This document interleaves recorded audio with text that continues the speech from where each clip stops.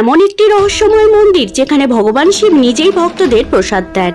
ভিডিওটি সম্পূর্ণ দেখার আগে চ্যানেলটি সাবস্ক্রাইব করে কমেন্টে হর হর মহাদেব লিখে দিন। রহস্যময় এই মন্দিরের অলৌকিকতার বিরল প্রমাণ যা বিজ্ঞানীদেরও অবাক করে তোলে। উত্তরপ্রদেশের সীতাপুরে চক্রতীর্থ থেকে 7 কিলোমিটার দূরে অবস্থিত রুদ্রাবর্ত মন্দির। এই মন্দিরের আসল রহস্য লুকিয়ে আছে জলকুণ্ডে। আসলে এই মন্দিরের জলের গভীরতায় একটি শিবলিঙ্গ রয়েছে। শিবলিঙ্গটিকে কেউই দেখতে পায় না। মহাদেব যখন তাণ্ডব করেছিল ওনার শরীর থেকে প্রচন্ড তাপ নির্গত হয়েছিল। সেই তাপ কমানোর জন্য মহাদেব এই কুণ্ডে প্রবেশ করেছিলেন।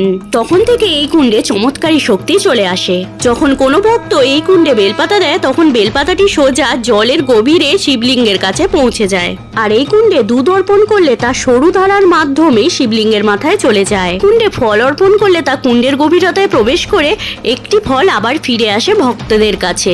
ভালো লাগলে ভিডিওটি শেয়ার করে দিন।